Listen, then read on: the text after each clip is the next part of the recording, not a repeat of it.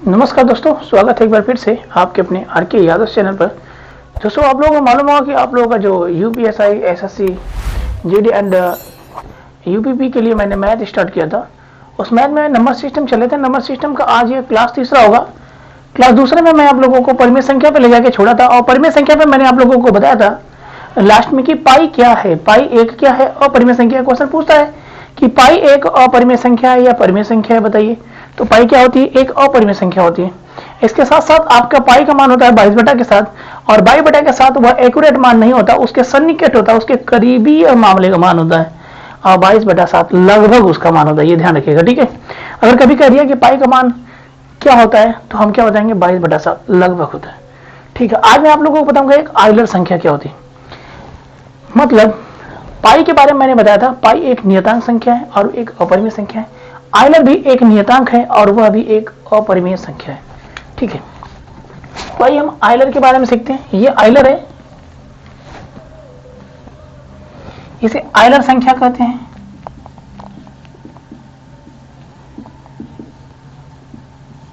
ये बेसिक चीजें हम जानते चलते हैं क्योंकि ये सब हमारे क्वेश्चंस में पूछता है दोस्तों, ठीक है। यूलर नंबर बोलते हैं आइलर संख्या। आइलर संख्या यह क्या है भाई? एक नियतांक है, इसे ध्यान में रखिएगा। यह क्या है? एक नियतांक है। जैसे आप लोगों का पाई एक नियतांक था, वैसे ही एक आइलर भी नियतांक है। और यह क्या है? एक अपरिमेय संख्या, ये भी ध्यान रखिएगा, ठीक है। पहली चीज हम इसमें देखेंगे कि जो आइलर है एक प्राकृतिक लघुगणक का आधार होता है। प्राकृतिक लघुगणक आधार है, ठीक है। दूसरी चीज हम ये सीखेंगे दोस्तों, इसे नेपियर नियतांक भी कहते हैं। क्वेश्चन में आपसे पूछ सकता है कि इसे और किस नियतांक से जानते हैं? इसे नेपियर नियतांक भी कहते हैं। नेपियर नियतांक भी कहते हैं, ठीक है। और हम ये जानते हैं कि इसके पहले हम लोग पढ़े थे क्या कि पाई एक क्या है? अपरिमेय संख्या है। इसके पहले तो हम लोग पढ़े थे ना कि पाई एक अपरिमेय संख्या है। और इसके साथ साथ हम ये भी जानेंगे कि जो आइलर है क्या है? एक अपरिमेय है। ये भी एक अपरिमेय है। संख्या क्या मानेंगे? ये तो नियतांक है ना भाई, ठीक है।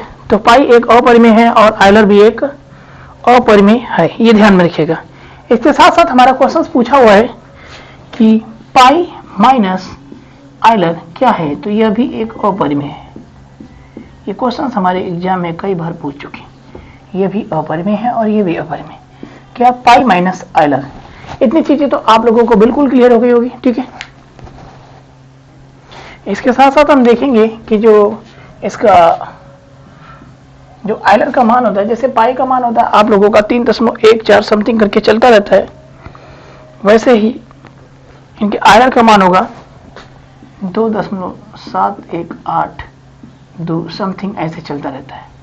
और यह क्या होता है? अपरिमेय होता है, ये ध्यान रखिएगा।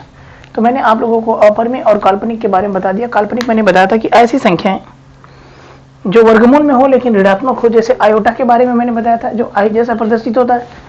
आयोटा के बारे में मैंने आप लोगों को बताया था कि आयोटा का मान कितना होता है? रूट में या वर्गमूल में 1, और आयोटा स्क्वायर का मान क्या होता है?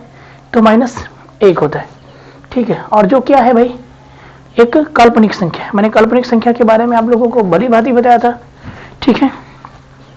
आइए अब हम थोड़ा सा सीख लेते हैं कि परिमेय संख्या कौन कौन सी होती है, कैसी होती है परिमेय संख्या। थोड़ा सा बेसिक जानकारियां ले लेते हैं। आइए देखते हैं। आइए तो सबसे पहले मैं बात करता हूं किसका भाई? परिमेय। परिमेय संख्या की बात करता हूं, ठीक है। बेसिक जानकारियां थोड़ा ले लेते हैं, जब क्वेश्चन आएगा तो उसमें हम भली बातें जानने का प्रयास करेंगे, ठीक है। परिमेय संख्या हमने आप लोगों को बताया था ऐसी संख्या जो p/q के रूप में हो, अंश व हर के रूप में हो, ठीक है, परिमेय संख्या कहलाती है। लोग इसे कहते हैं p/q के रूप में हो, बट ये भी कहते हैं कि q बराबर 0 नहीं होना चाहिए, q is not equal to 0। ये मतलब सबसे पहले हम परिमेय संख्या में बात करेंगे क्या? पूर्णांक की बात करेंगे। पूर्णांक। और पूर्णांक का मतलब क्या होता है? पूर्णांक। पूर्णांक का मतलब क्या होता है दोस्तों? पूर्णांक। वैसे पूर्णांक का मतलब क्या होता है? इंटीजर।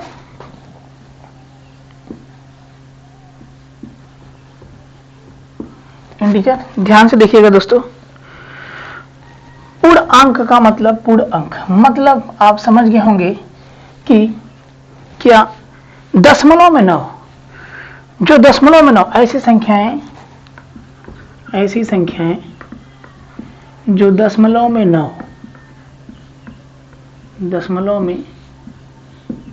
9 हो, इसके साथ साथ इनका हर सदैव 1 हो, इनका हर सदैव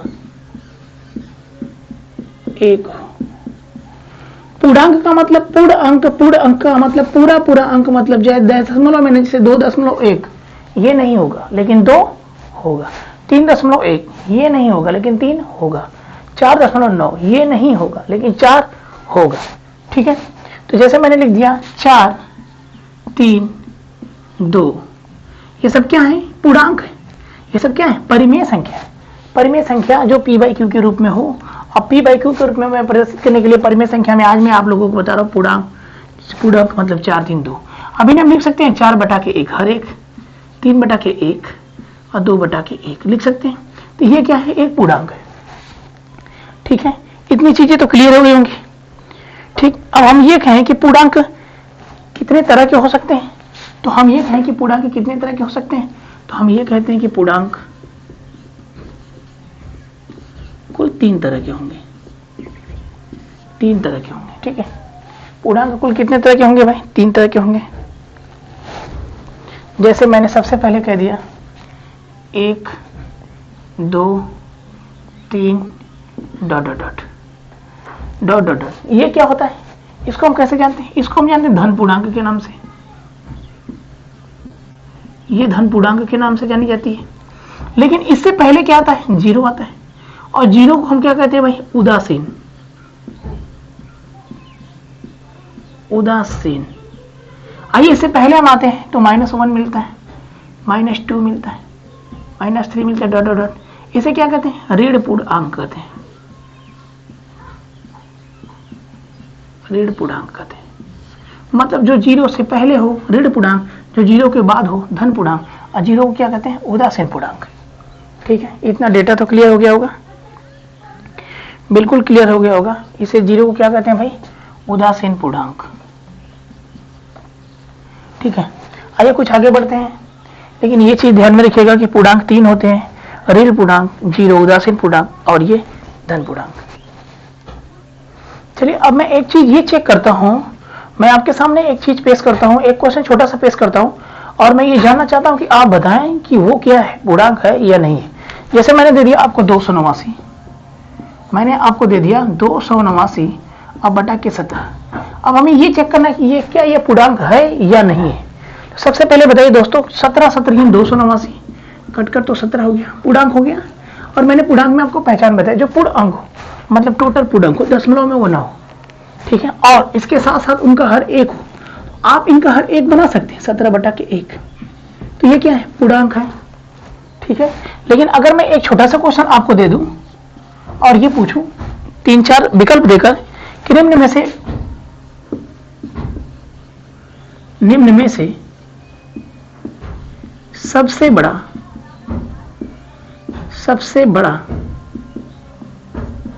पूर्णांक है, सबसे बड़ा पूर्णांक है। मैंने आपको दिया -27, ध्यान से देखिएगा, -4, 0 और 4/3। ये 4 विकल्प आपके पास है। ठीक है, पहला विकल्प आपको मैंने दिया -27, दूसरा दिया मैंने -4, और अगला दिया मैंने 0, और अगला दिया मैं 4/3। लेकिन आप ये समझ जाइएगा कि आप ये जानते हैं कि जो ऋणात्मक चिन्ह होती हैं, आप उसे भली बात जानते हैं कि ऋणात्मक चिन्ह जितनी ज्यादा रहेगी उतनी छोटी होती है, और जितना कम रहती है उतना ही बड़ा होता है। जैसे मैंने कहा कि मेरे पे 27 रुपए का कर्जे है, तो माइनस हुआ, ये तो माइनस, ये माइनस, 27 रुपए का कर्जे है। किसी एक ने कहा मेरे पर 4 रुपए की कर्ज है, तो बड़ा आदमी कौन हुआ भाई? बड़ा आदमी तो जिसके पास 4 रुपए कर्ज है, वो तो ठीक होगा ना -27 की अपेक्षा। तो ध्यान से देखिएगा, अगर मैंने ये कह दिया कि -4 और -2 में कौन बड़ा है, तो -2 बड़ा है। -8 और -6 में कौन बड़ा है, तो -6 बड़ा है। जिधर ये खुला रहता है चिन्ह का मुंह, वो चीज बड़ी होती है। नहीं कहते is greater than 4 is less than -2, मतलब -4 इज लेस देन -2 या -2 इज ग्रेटर देन -4, ऐसे कह सकते हैं। ये चीजें होती हैं, आप समझिएगा। तो बताइए -27 तो छोटा होगा, -4 क्या होगा, बड़ा होगा किसके अपेक्षा, -27, तो -4 बड़ा होगा। लेकिन आपको ये चीज क्लियर की गई थी कि आपको क्या चाहिए, पूर्णांक। अब बताइए पूर्णांक तो ये भी है, मैंने बताया ना कि पूर्णांक कितने होते हैं, 3 होते हैं, ऋण पूर्णांक, धन पूर्णांक और उदासीन पूर्णांक। तो पूर्णांक 3 होते हैं, लेकिन सबसे बड़ा पूर्णांक चाहिए, सबसे बड़ा पूर्णांक चाहिए। तो बताइए -27 तो छोटा हो गया, और -27 से अगर चलेंगे आगे बढ़ेंगे तो -4 बड़ा मिलेगा, और -4 से बड़ा चलेंगे तो 0 बड़ा मिल जाएगा। लेकिन 4/3 तो भी बड़ा है भाई, लेकिन 4/3 का पूर्णांक नहीं है बहादुर, ये तो अंश बटा हर के रूप में दिख रहा है। हाँ, और आपको p/q के रूप में तो दिख रहा है, लेकिन q बराबर क्या, 0 नहीं, मतलब उसका हर एक होना चाहिए, लेकिन हर यहाँ पे 3 है, तो ये तो होगा नहीं आपका पूर्णांक। और ये बड़ा तो होगा नहीं, ये बड़ा तो होगा नहीं, सबसे बड़ा कौन होगा, 0 होगा। तो आंसर हमारा क्या होगा दोस्तों, 0 होगा। यदि यहाँ पे कोई भी संदेह आपको होता है तो कमेंट बॉक्स में कमेंट करके पूछने का प्रयास करिएगा, मैं बताने का जरूर प्रयास करूंगा, ठीक है। आइए बढ़ते हैं थोड़ा सा और आगे हम। चलिए अब हम बढ़ेंगे परिमेय संख्या के अंतर्गत, थोड़ा सा और आगे बढ़ेंगे। परिमेय संख्या के अंतर्गत में कुछ चीजें और जान लेना चाहता हूं, जैसे बताना चाहता हूं, जैसे बोलते हैं हम प्राकृतिक संख्या, उसे बोलते हैं क्या, प्राकृत संख्या, ठीक है। आप प्राकृत संख्या कह सकते हैं या प्राकृतिक संख्या कह सकते हैं। इसके बाद आपकी आती है पूर्ण संख्या, होल नंबर। मतलब आपको परिमेय संख्या के अंतर्गत आप जानना है क्या, प्राकृत संख्या, इसे क्या बोलते हैं, नेचुरल नंबर, ठीक है, नेचुरल नंबर। तो प्राकृतिक संख्या बोलते हैं इसको। ध्यान से देखिए कि प्राकृतिक संख्या क्या होती है, ठीक है। सबसे पहली चीज हम जानते हैं दोस्तों, नेचुरल नंबर होती है, और नेचुरल नंबर को हमेशा किससे प्रदर्शित करते हैं, एन से प्रदर्शित करते हैं। किससे, नेचुरल नंबर। ध्यान से देखिए,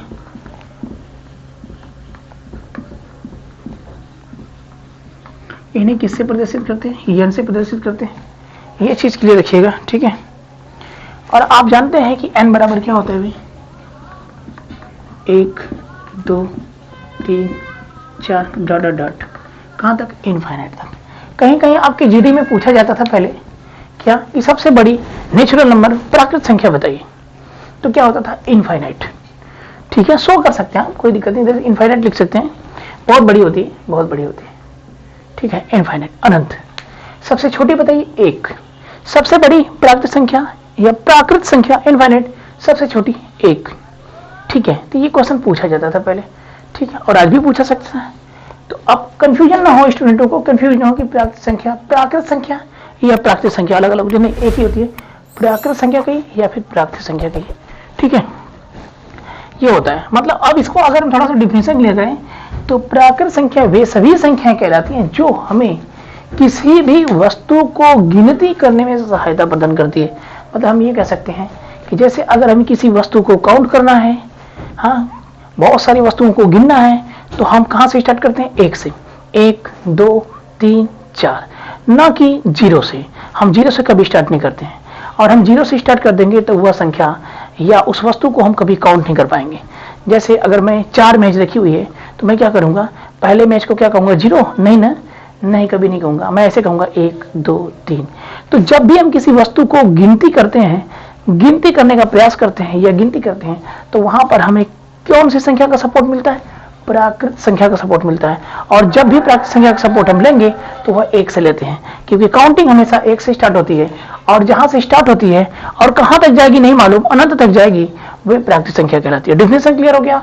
अब आता है पूर्ण नंबर, पूर्ण संख्या, मतलब इसे बोलते हैं होल नंबर। इसे क्या बोलते हैं, होल नंबर। ध्यान से देखिएगा, पूर्ण संख्या मतलब प्राकृत संख्या का परिवार क्या है भाई, 1 2 3 4 डॉट डॉट इनफिनिट। अगर इनके परिवार में अगर एक शून्य को शामिल कर लिया जाए, अगर एक शून्य को शामिल कर लिया जाए, तो अगर प्राकृत संख्या के परिवार में एक शून्य को शामिल कर लिया जाए तो इनका पूरा परिवार, प्राकृत संख्या का पूरा परिवार पूर्ण संख्या का परिवार बन जाता है, पूर्ण संख्या का परिवार बन जाता है। ठीक है, डेफिनेशन क्लियर है। अगर प्राकृतिक संख्या के परिवार में, भाई इसका परिवार ही है ना, इसके परिवार में, इसकी फैमिली में अगर शून्य को शामिल कर लिया जाए तो अब जो चीजें आपको देखेंगी वो पूर्ण संख्या में दिखेगी। क्वेश्चन पूछता है कि सबसे छोटी पूर्ण संख्या बताइए तो शून्य, और सबसे बड़ी पूर्ण संख्या बताइए तो इनफाइनाइट। ये भी डेटा आपका क्लियर होना चाहिए। ठीक है, डेटा क्लियर है दोस्तों, एकदम बिल्कुल क्लियर होना चाहिए। ठीक है, अब हम कहां बढ़ेंगे, सम और विषम संख्याओं पे। आइए देखते हैं उसको भी। तो फ्रेंड्स, हम सबसे पहले बात करेंगे सम संख्या कि सम संख्या क्या होती है, सम संख्या क्या होती है और विषम संख्या क्या होती है।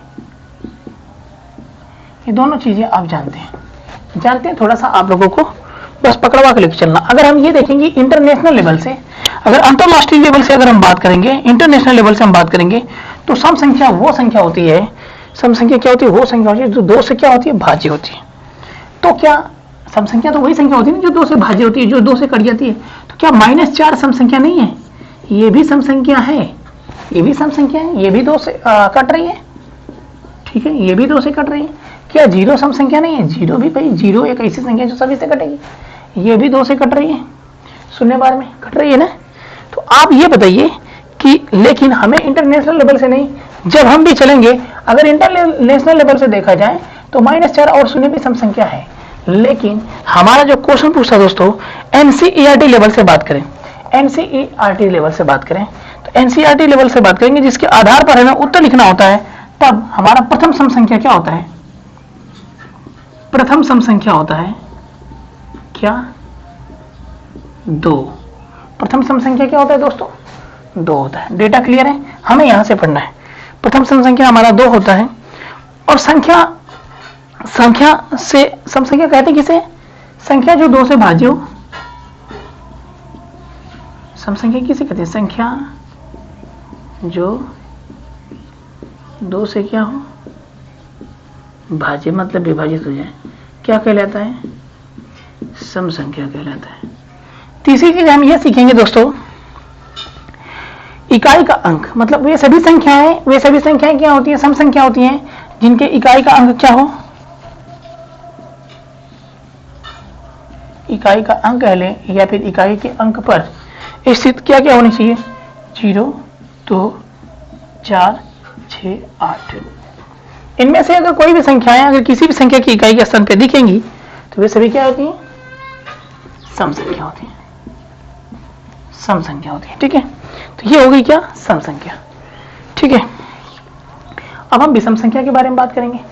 आइए अब हम विषम संख्या के बारे में थोड़ा सा अगर ये जानना चाहते हैं कि 0, 2, 4, 6, 8 किसी भी संख्या की इकाई के स्थान पर अगर दिखे तो कैसे सम संख्या होगी। जैसे मैंने कह दिया कि क्या एक सम संख्या है, नहीं भाई 2 से विभाजित नहीं हो रही है। हम क्या करेंगे, 0 इसके बगल में मैंने 0 रख दिया, अब तो ये 2 से विभाजित हो जाएगी, तो ये सम संख्या हो गई। मैंने अगर ले लिया 3 तो सम संख्या नहीं है क्योंकि ये 2 से विभाजित नहीं हो रही है। तो मैंने अगर 2 ले लिया इसके बगल में तो ये सम संख्या हो गई। ऐसे ही हम चेक करेंगे। ठीक है, यही इसके नियम, यही इसके कहने का मतलब है। आइए हम विषम संख्या के बारे में जान लेते हैं।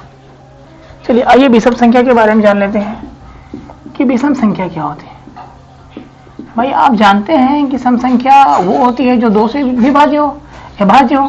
तो ये क्या होती है, जो सम नहीं हो, जो क्या हो, सम नहीं हो, जो सम नहीं हो क्या होगा, विषम संख्या होगी। मतलब जो 2 से ना विभाज्य, जो 2 से ना कटे वो विषम संख्याएं कहलाती हैं। आप क्लियर कर जाएंगे। और नहीं कटने वाली कहां से स्टार्ट होती है, 1, 3, 5, 7, 9 डॉट। ठीक है, अब मैंने बोल दिया कि प्रथम विषम संख्या क्या होगा भाई, तो प्रथम विषम संख्या क्या दिख रहा है, प्रथम विषम संख्या 1, प्रथम विषम संख्या क्या होगा, 1 होगा। डेटा क्लियर है। आगे हम अगर ये चाहते हैं, अगर आप किसी संख्या को प्रदर्शित करना चाहते हैं कि वह सम होगी या विषम होगी, जैसे मैंने कह दिया नेचुरल नंबर प्राकृतिक संख्या की बात करते हैं, नेचुरल नंबर प्राकृतिक संख्या की बात करते हैं, तो प्राकृतिक संख्या को किससे डिनोट करते हैं, n से। नेचुरल नंबर n से डिनोट करते हैं। लेकिन अगर उसका हम सपोर्ट लें और ये चाहते हैं कि सम संख्या बनाएं, तब अगर बनाने के लिए अगर हम चाहें तो 2n का सपोर्ट लेते हैं। 2n को पकड़ते हैं। अब देखिए 2n एक ऐसी सम संख्या है, मतलब 2n एक ऐसी संख्या है जो यह सिर्फ किसको प्रदर्शित करती है, सम संख्या को प्रदर्शित करती है। 2n एक सम संख्या को प्रदर्शित करती है, लेकिन 2n माइनस 1 या 2n प्लस 1 यह विषम संख्या को प्रदर्शित करती है और यह सम संख्या को प्रदर्शित करती है। 2n सम संख्या को प्रदर्शित करती है, लेकिन 2n माइनस 1 या 2n प्लस 1 विषम संख्या को प्रदर्शित करती है। कहीं ना कहीं आपको आगे चल के मिलेगा, तब मैं बताऊंगा। जैसे मैंने कह दिया कि n का मान, n एक नेचुरल नंबर है, तो n का मान मैं कुछ भी रख लूं। n का मान अगर मैं 1 रखा तो क्या होगा, 2 गुणे 1 बराबर 2 होगा। n का मान अगर मैं 2 रखा तो क्या होगा, 2 गुणे 2 बराबर 4 होगा। सम संख्या में ही आ रहा है। n का मान अगर मैंने 3 रखा तो क्या होगा, 2 गुणे 3 बराबर 6, और 6 भी एक सम संख्या है। लेकिन यही n का मान अगर मैं यहाँ पे 1 रखूं तो 2 गुणे 1 और माइनस 1 मतलब 2 एकम 2, एक में से मतलब 2 में से 1 आया, विषम संख्या। यहाँ पे रखें 2 गुणे 1 और प्लस 1, तो 2 एकम 2 1 3, ये क्या हुआ, विषम संख्या। मतलब अगर 2n माइनस 1 को लेकर चलेंगे या 2n प्लस 1 को लेकर चलेंगे और n का मान कोई भी संख्या रखेंगे तो वह विषम संख्या को लाएगी। लेकिन अगर 2n में मैं ये देखूं कि n का मान कोई भी संख्या रखूं तो वह हमेशा सम संख्या को लेकर आती है। ठीक है, चलिए दोस्तों आगे बढ़ते हैं थोड़ा सा। तो चलिए फ्रेंड्स आगे हम बढ़ते हैं थोड़ा सा, और नाम लेते हैं किसका, भाज्य संख्या। आप जानते हैं भाज्य संख्या होती है एक, और एक होती है अभाज्य संख्या। ठीक है, तो सबसे पहले हम जान लेते हैं भाज्य संख्या के बारे में। भाज्य संख्या के बारे में जान लेते हैं। एक क्या होती है, अभाज्य संख्या होती है। तो अभाज्य संख्या के बारे में थोड़ा सा हम भाज्य को जानने के बाद पता करेंगे। ठीक है, भाज्य संख्या। अब बताइए भाज्य संख्या किसे कहते हैं। मतलब भाज्य संख्या वैसे, मतलब ऐसे नाम से ही प्रदर्शित हो रहा है कि भाज्य किसे कहते हैं। मतलब ऐसी संख्या है जो एक और स्वयं के अलावा किसी अन्य संख्या से भी विभाजित हो जाए, एकदम प्यार से कट जाए, वो भाज्य संख्या कहलाती है। लेकिन अगर यहाँ पे चले तो ये ऐसा नहीं करने देती। वैसे भी आप जानते हैं कि एक तो दुनिया की सारी संख्याओं को काट देता है। ठीक है, तो अगर एक दुनिया की सारी संख्याओं को काट देता है तो हम भाज्य क्या करेंगे, सिर्फ वे संख्याएं जो स्वयं से कटी है वह क्या है, भाज्य से कटी है। मतलब वे संख्याएं जो स्वयं के अलावा किसी अन्य संख्या से भी कटी है। मतलब इनका कम से कम अगर गुणनखंड देखा जाए तो 3 होता है, और अधिक से अधिक देखा जाए तो वह असीमित भी हो सकता है। जैसे वो 3 से अधिक भी हो सकता है। अगर मैं ये कहूं कि कोई संख्या मैंने लिया और मैं ये बताऊं कि भाज्य संख्या किसे कहते हैं, थोड़ा सा क्लियर करना चाहें, पहले लिख लेते हैं कि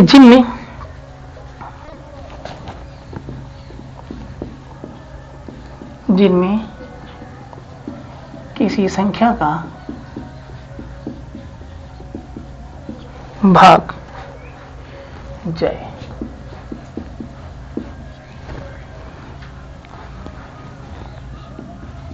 एक व खुद के अलावा डेटा क्लियर दिख रहा है, किसी और का नहीं।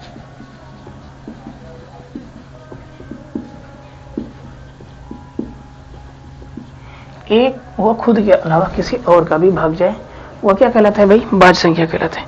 जैसे मैं अगर ये कहूं कि 1 है, 2 है, 3 है, 4 है, और इसमें से हमें चुनना है कि भाज्य क्या है, इसमें से हमें चुनना है कि भाज्य क्या है। तो देखिए एक तो भाज्य होगी नहीं, 2 भाज्य होगी नहीं, 3 भाज्य होगी नहीं, लेकिन 4 भाज्य होगी, क्योंकि 4 जो है 1 से तो कटेगी, और 4 जो है 2 से भी कटेगी, और 4 जो है स्वयं से भी कटेगी। ठीक है, तो मतलब ऐसी संख्या जिनका गुणनखंड कम से कम 3 हो। जैसे मैं अगर देखूं तो 4 का गुणनखंड 4 किन किन से कट रहा है, 1 से कट रहा है, 2 से कट रहा है, 4 से कट रहा है, 1 से कट रहा है, स्वयं से कट रहा है, और 2 से भी कट रहा है। तो ऐसी संख्या जिनका गुणनखंड कम से कम 3 हो, और अधिक से अधिक ज्यादा हो सकता है, 3 से ज्यादा हो सकता है, कितना होगा ये गारंटी नहीं है। ठीक है, तो वो क्या कहलाती है, भाज्य संख्या कहलाती है। तो अगर मैं ये बात करूं कि ये 1 का गुणनखंड क्या है, तो 1 का गुणनखंड तो केवल 1 ही हो रहा है, और 2 का गुणनखंड क्या है, ये 2 का गुणनखंड क्या भाई, ये तो 1 से कट रहा है और 2 से कट रहा है स्वयं से। तो ये तो नियम को फॉलो नहीं कर रहा है, क्योंकि भाज्य संख्या मुझे कहते हैं जिनके कम से कम गुणनखंड कितने हो, 3 हो। हाँ, गुणनखंड का मतलब उनके पहाड़े में आए, 1 के पहाड़े में, 2 के पहाड़े में, 4 के पहाड़े। ठीक है, तो भाज्य। अगर मैं बात करूं कि क्वेश्चन इसमें से ऐसे भी पूछ सकता है कि पहली भाज्य संख्या क्या है, तो पहली भाज्य संख्या क्या होगा, 4 होगा। बहुत ही बढ़िया चीज है, इसे आप नोट्स करें, ठीक है।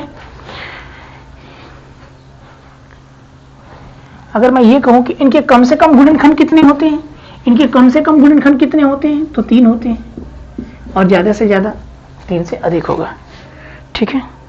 न्यूनतम गुणनखंड 3 माने जाते हैं, अधिकतम कितनों भी हो सकता है, ये डेटा क्लियर रखिएगा।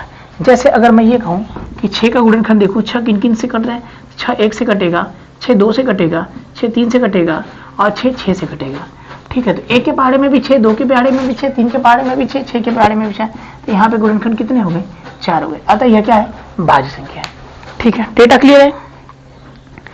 आइए थोड़ा सा और हम जानते हैं अब आगे किसके बारे में, भाज्य तो डेटा क्लियर हो गया, अब हम चलेंगे क्या, अभाज्य के बारे में। अभाज्य के बारे में देखते हैं। हाँ, क्वेश्चन ये पूछता है कि पहली भाज्य संख्या क्या है, 4, और लास्ट वाली भाज्य संख्या क्या है, तो ये भाई बताना असंभव, ठीक है। आइए बढ़ते हैं अभाज्य के बारे में। आइए अभाज्य संख्या के बारे में जान लेते हैं। अभाज्य संख्या बड़ा ही इंपॉर्टेंट है। हाँ, लेकिन मैंने अभी अभी आप लोगों को बताया था भाज्य संख्या, तो एक चीज डेटा क्लियर कर लिएगा कि भाज्य संख्या में एक चीज आपकी छूट गई कि भाज्य संख्या ना एक संयुक्त संख्या को भी, मतलब भाज्य संख्या जो है संयुक्त संख्या के भी नाम से जानी जाती है। कहीं कहीं भाज्य संख्या आपको नाम चेंज करके संयुक्त संख्या के नाम से क्वेश्चन पूछ सकता है कि प्रथम संयुक्त संख्या बताइए, तो आप क्या जान जाएंगे। अगर नहीं नाम जानते रहेंगे तो आपको क्या मालूम कि भाज्य को ही संयुक्त संख्या के नाम से जाना जाता है, ठीक है। तो भाज्य को किस और नाम से जाना जाता है, तो संयुक्त के नाम से जाना जाता है, संयुक्त संख्या के नाम से जाना जाता है। अब हम चलते हैं क्या, अभाज्य संख्या। देखिए, अभाज्य संख्या का गुणनखंड केवल 2 होता है, किसी भी संख्या का गुणनखंड केवल 2 होता है। चाहे जितनी अभाज्य संख्या पकड़ेंगे, हर अभाज्य संख्याओं का गुणनखंड 2 होता है, वो मिनिमम कह लीजिए या मैक्सिमम कह लीजिए, ठीक है। तो अभाज्य संख्या मैं ये कहूं कि ऐसी सभी संख्याएं अभाज्य संख्याएं कहलाती हैं जो 1 से तो करती ही हैं, लेकिन उसके बाद और उसके अलावा वो मतलब अपने आप से करती हैं, मतलब 1 से वह अपने आप से कटे, उन्हें अभाज्य संख्या कहते हैं। जैसे अगर मैं एक चीज दे दूं आपको, आप चेक करके बताइएगा थोड़ा सा, 1 2 3 4 5 6 7, ठीक है। तो ये बताइए 1 क्या है, 1 तो भाई अभाज्य नहीं है। 2 क्या भाई, 2 अभाज्य, अभी मैं डेटा क्लियर करूंगा। 3 क्या है, अभाज्य है। 4 क्या है, अभाज्य नहीं है। 5 क्या है, अभाज्य है। 6 क्या है, अभाज्य नहीं है। 7 क्या है, अभाज्य है। यहां तक डेटा क्लियर है। आइए मैं सबसे पहले जान लेता हूं, पहली अभाज्य संख्या क्या है। क्वेश्चन 2 पूछता है, पहली अभाज्य संख्या क्या होगा, 2। इसी से सटा हुआ क्वेश्चन, पहली सम अभाज्य संख्या, या फिर ऐसे पूछ देता है कि सम अभाज्य संख्या,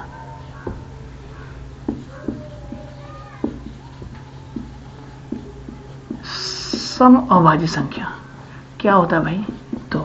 मतलब इस दुनिया में, इस धरती पर जितनी भी सम संख्याएं हैं, कोई भी अभाज्य संख्या नहीं है। कौन है भाई, सिर्फ कौन है, 2 है। 2 के अलावा आप पूरे दुनिया में पूरे रूट पर घूम के चले आइए और बताइए कि ऐसी कोई सम संख्या है जो अभाज्य की श्रेणी में रखी गई है, कोई नहीं है, सिर्फ किसके अलावा, 2 के अलावा। बहुत बड़ा रीजन है, ठीक है। तो सबसे पहली सम संख्या, पहली अभाज्य संख्या के बारे में बात करते हैं तो 2। और ऐसी कौन सी सम संख्या है जो अभाज्य के नाम से जानी जाती है, जो अभाज्य की सीरीज में रखी गई है, वो 2 होती है, ठीक है। ये क्वेश्चन पूछे जाते हैं, ठीक है। तो ये डेटा क्लियर रखिएगा, नहीं तो फिर गड़बड़ कर जाएगा, ठीक है। एक चीज और रखिएगा क्लियर कि अभाज्य संख्या के केवल और केवल 2 गुणनखंड होते हैं, 2 गुणनखंड होते हैं। ओके बहादुर, 2 गुणनखंड होते हैं। आप उसे मिनिमम कर लीजिए या मैक्सिमम कर लीजिए, ठीक है, वो आपके ऊपर डिपेंड करता है, कोई दिक्कत नहीं है, ठीक है। आइए गुणनखंड कैसे पता करते हैं कि क्या 1 तो सिर्फ 1 से कटेगा, तो इसके कहां गुणनखंड हुए, ये नहीं होगा अभाज्य।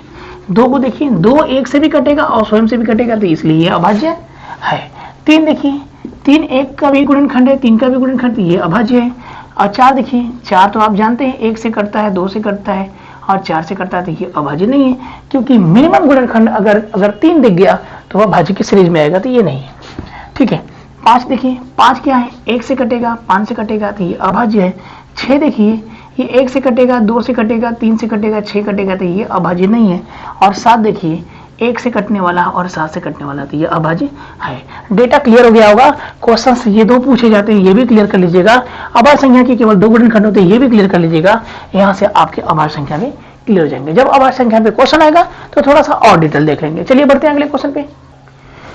अब आप लोगों को 4 डिजिट याद करनी है। 4 डिजिट, वह 4 डिजिट कौन से, क्यों याद करनी है, मैं अभी बताने का प्रयास करता हूं कि वो अभाज्य संख्या से रिलेटेड है, क्वेश्चन पूछे जाते हैं। देखिए, ये अभाज्य संख्या में कुछ क्वेश्चन पूछे जाते हैं आपसे, या डायरेक्ट क्वेश्चन आ जाते हैं इस पे। मैं इस पे बता रहा हूँ 9, 15, याद रखिएगा इसको, हाँ एकदम याद रखिएगा। 9, 15, 25 और 46, ठीक है। 9, 15, 25 और 46, उसका उपयोग कहाँ होगा ये ध्यान से रखिएगा। 1 से लेकर 25 तक, 1 से लेकर जो 25 तक है, 1 से लेकर 25 तक की गिनती में जो अभाज्य संख्याओं की संख्या होती है कितनी होती है, 9 होती है। और 1 से लेकर 50 तक, 1 से लेकर 50 तक के गिनती में अगर अभाज्य संख्याओं की संख्या देखें तो दोस्तों कितनी होती है, क्लियर रखिएगा, कितना, 15। अगली 1 से लेकर 100 तक के गिनती के बीच तक अगर अभाज्य संख्याओं की संख्या देखें तो 25 होती है। और 1 से लेकर 200 तक जाएंगे तो यहां तक 1 से लेकर 200 तक के बीच अभाज्य संख्या कुल कितनी होती है, 46 होती है, ठीक है। तो ये डेटा याद रखिएगा, 9, 15, 25, 46। 1 25, 25 का दुगना 50, 50 का दुगना 100, 100 का दुगना 200। लेकिन 1 से 25, 1 से 50, 1 से 100, 1 से 200, 9, 15, 25, 46, ये याद रखने योग्य बातें हैं, इंपॉर्टेंट चीजें, ठीक है। आगे बढ़ते हैं हम, थोड़ा सा और कुछ जान लेते हैं इसके बारे में, अभाज्य संख्या के बारे में। तो ये डेटा क्लियर कर दिया गया आपका कि 9, 15, 25, 46 है। तो 1 से 25 तक की गिनती तक अगर चलते हैं, 1 से 25 तक के बीच की संख्याओं के बीच अभाज्य 9 प्राइम नंबर, मतलब प्राइम नंबर होता है, अभाज्य संख्या होती है। 1 से 50 तक 15, 1 से 100 तक 25 और 1 से 200 तक के बीच की जो अभाज्य संख्याओं की संख्या कितनी है, 46 है। चलिए हम आगे बढ़ते हैं, थोड़ा सा अगले टॉपिक की तरफ, वहां भी सीख लेते हैं दशमलव संख्या। अब हम थोड़ा सा और देख लेते हैं दशमलव संख्या। परिमेय संख्याओं के अंतर्गत ये भी आता है दशमलव। दशमलव संख्या, दशमलव संख्याओं वैसे 2 तरह से होती है, ध्यान से देखिएगा। एक होती है शांत दशमलव, शांत दशमलव, और एक होती है अशांत दशमलव, अशांत दशमलव। दशमलव संख्या में 2 चीजें पढ़नी है, एक शांत दशमलव और एक अशांत दशमलव। आप लोगों को एक बढ़ाएगा होगा अशांत अनावर्त, अशांत अनावर्त दशमलव संख्या, जो अपरिमेय संख्या थी, जो क्या थी दोस्तों, अपरिमेय संख्या थी।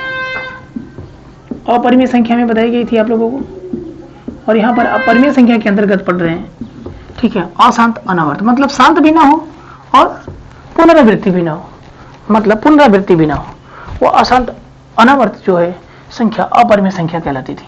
यहाँ पर अशांत होगी जरूर, लेकिन दशमलव, लेकिन यहाँ पर अशांत जो होगी वो किस में होगी, आवर्त में होगी, आवर्त में होगी, ठीक है, मतलब रिपीट करेगी। और शांत दशमलव का मतलब जैसे 1.25 रुक गया दशमलव के बाद, 1.21 रुक गया, 1.35, इसको बोलते हैं शांत दशमलव, ठीक है। इसको बोलते हैं क्या, शांत, मतलब रुक जाना, रुक जाना, ठीक है। और अशांत आवर्त दशमलव में अगर देखा जाए तो यहाँ पे क्या होगा, रुकेगी नहीं, 1.12, 1.2, 1.2, 1.23, 2.3, 2.3, ये चीजें ये परिमेय संख्या के अंतर्गत आती है, ठीक है। देखिए भाई, अगर आवृत्ति न हो तो अपरिमेय संख्या के अंतर्गत आती है, अगर आवृत्ति हो तो परिमेय संख्या के अंतर्गत आती है, अगर आवृत्ति न हो तो अपरिमेय संख्या के अंतर्गत आती है, अगर आवृत्ति हो तो परिमेय संख्या के अंतर्गत आती है, ठीक है। डेटा क्लियर रखिएगा, ठीक है। यहां पर क्या होता है, रुक जाना, यहां पर क्या होता है, रुके नहीं, रुके नहीं। चलिए ये भी सीख गए, डिटेल इसके बारे में जानेंगे जब क्वेश्चन मिलेंगे तब। अब एक चीज और जान लेते फ्रेंड्स, एक चीज और जान लेते हैं, भिन्न। भिन्न क्या होती है, तो भिन्न के बारे में जान लेते हैं, मतलब फ्रैक्शन। फ्रैक्शंस आप जानते हैं, ऐसी संख्या जो p/q के रूप में हो जी, p/q के रूप में कह देंगे तो आप परिमेय संख्या के बारे में चलने लगेंगे।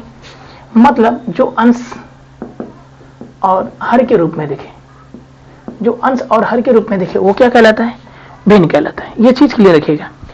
भिन्न किसे कहते हैं? जो अंश बटा हर के रूप में दिखे उसे भिन्न कहते हैं। और यहाँ पे हमें कितनी भिन्न जाननी है? आपको पहली भिन्न जाननी है उचित भिन्न। उचित भिन्न। दूसरी भिन्न आपको जानती है अनुचित भिन्न। और तीसरी भिन्न आपको जाननी है मिश्र भिन्न। बड़े नाम होते हैं इनके, मिश्र भिन्न, संयुग्मी भिन्न, मिश्र भिन्न। ठीक है, तो उचित भिन्न कैसे?